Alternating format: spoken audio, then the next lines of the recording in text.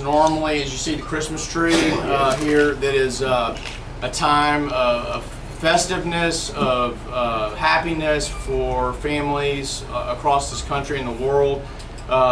That's not the case for the Wright family today. Their hearts are heavy. Our hearts are heavy with them. Yeah. They're seeking answers, and they're seeking justice for their son. Why we're here today is to try to begin the process to give this family answers, and it is a shame and an abomination that we're having to do this to get justice for them. But that is why we're here, to get answers for this family. I'm going to briefly tell y'all what the lineup is going to be. We're here to discuss concerns, specific concerns that this family has with the investigation of their son's disappearance and of his death and of the aftermath of how it's been handled. The family has concerns, and quite frankly, we have concerns as well. The family also has concerns with the first preliminary autopsy results that were released to the public. That's another reason we're here. Now, I have a great law partner and dear friend of mine named Ryan McLeod. He's been on the lead in this case.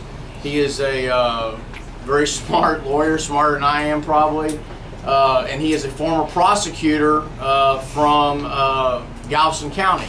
He's put bad people away in jail, knows how to run an investigation, knows how they're supposed to be run.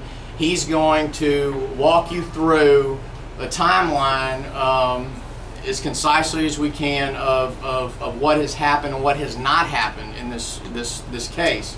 Also with us, we are very honored and pleased to have Dr. Leanne Grossberg, who was gracious enough to take time out of her day and her family schedule during the Christmas holidays to come here from Houston. She is a forensic pathologist, board certified, and we have enlisted her help, engaged her, and she's performed a second autopsy, and she will go over as much as she can with that with you. And then at the end, we'll close with a prayer, and we'll close with some questions from the media if they have some, and answer them as best as we can, and then we will close with a prayer. So at this time, I'd like to turn it over to Ryan McLeod. Thank you.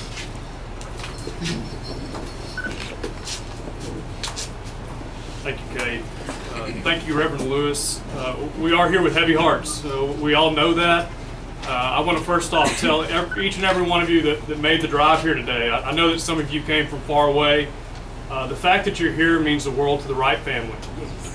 And it's important to let people know that we're watching, okay? We're not going to stop. We can't stop. The Wright family won't stop, and anyone who knows the Wright family, who knows what they're built upon, the faith, the strength of this family, anyone who knows the Wright family knows that they will not stop and they cannot stop. Amen. We will not stop. The people in this room I know will not stop. Amen. The community is not going to stop. And my sincere hope is that law enforcement is not going to stop. Amen. We will not let them stop. Amen. This family has questions and we need answers. We need for the truth to come out. Yeah. And ultimately, we all have to remember that this is for Alfred Wright. He was a child of God, and justice needs to be served. And we will do anything with the Wright family to make sure that that happens. But today we have to remember that we're blind. Okay? We are blind. We are asking law enforcement for answers to questions, but the door, as of today, has been slammed shut. It has absolutely been slammed shut. We have tried to communicate. Law enforcement knows how to get in touch with Miss Wright. Yeah. Law enforcement knows how to get in touch with Mr. Wright. Coach Wright, as most of us know him. Exactly. Law enforcement knows how to get a hold of Miss Wright, Lauren Wright, Alfred's wife. Everyone knows how to get a hold of this family, knows how to get a hold of us, but that door has been slammed shut. We are asking for law enforcement to open the door again, to open communication. We will do nothing to impede your investigation. We will do nothing but cooperate with your investigation. We're all here for the same goal. and that's to seek the truth, whatever it may be. At this point, given the questions that we have in conjunction with the autopsy that was performed by Dr. Grossberg, and I'm just going to get to it now and tell you that Dr. Grossberg is going to tell you that she is highly suspicious that this was homicidal violence. Okay? Given the nature of the search or the lack thereof by the Sabine County Sheriff's Office, as well as what Dr. Grossberg knows thus far, we have serious concerns. There's no way around that. I can tell you that on November 25th, Miss Wright, Mother Wright, Sister Wright, as some may call her, got the news that no parent, I'm a parent, that no parent should ever have to hear that her son's body had been found dead. It's important, most people don't know this, but Miss Wright is one of the most courageous people that I've ever met. I call Coach Wright the Rock, but Miss Wright is every bit as courageous. For 4 days, she slept in her car in Hemphill, Texas. She slept in her car because she had a mother's intuition. She knew that something was not right. She could feel it in her heart that something was not right. And she was there to do anything in her power as a mother, feeling helpless as she may be, to do what she could do. And what's very interesting, and I'm sorry, is that where she slept for 3 of those nights, the first night, she slept in the parking lot of CL&M. And when I say sleep, I'm using that term loosely. She tried to close her eyes. She said her prayers. But to say that she slept would be a stretch. Okay? Those next 3 nights, she stayed right here. Okay? Right here. Maybe a couple hundred yards, and I think I'm overestimating, from where her child's body was found. I went out there that night. It was raining, it was a cold, damp night. For anyone that has been down Cousins Road, it is, I can't explain it in any other way, but it is a creepy, creepy road. Yes, it is. It is a dark road. God bless those who live out there, but I'm not going to. It's not a place that I would be by myself at night. It's just not. And it's not a place that I believe that Alfred Wright would have been that night by himself. I do not believe that, and I don't think that the evidence would show that. I walked up to Miss Wright. She was in the back of a car that night, and we had a conversation, did we? And I reached out. Miss Wright had tears in her eyes. She was distraught. She was going through so many different emotions at that point. I held her hand and I said, Miss Wright, I will do anything. Our firm will do anything. We will do anything within our power to make sure that you know the truth. And her response to me was, wherever it leads us, I just want to know the truth. From the get-go, she has done everything she can to cooperate with law enforcement. To me, in order to understand where we are today, why we're all gathered in these circumstances none of us want to be in, it's important to look at the past. Right? The past tells us about where we are today. So I take us to November 7th. And November 7th, we know that the last place that we know of, at least, that Mr. Wright, Alfred Wright, was seen alive was at the CL&M grocery package store, just south of Hemphill, Texas. Okay? What we know is that a convenience store clerk saw Alfred that evening. Okay? And what that convenience store clerk apparently told law enforcement, and the troubling part is, I don't know if this was a formal statement. I don't know if someone from law enforcement came and said, here's my recorder, you have a statement to give and I want to hear it, or if it was just, ma'am, did you see a black man? What do you look like? What did you see? There should be a formal statement. If there hasn't been one, do one. Okay? That convenience store clerk said that Alfred took off after he was on his cell phone and ran north towards town. Okay? Keep in mind, and I don't know, some people know this, it's important to say, I don't operate with rumors. No. I don't operate in the gossip. I don't operate in speculation. I operate in facts. Law enforcement needs to operate in facts. There's too many things going out there. That's why we're here. This convenience store has a video surveillance system. Okay, and there's a sign that's posted that says 24-hour video surveillance continues. We have those photographs. We can show you those. What's also important is that there's a camera directly in the middle of that store where Alfred's truck was parked.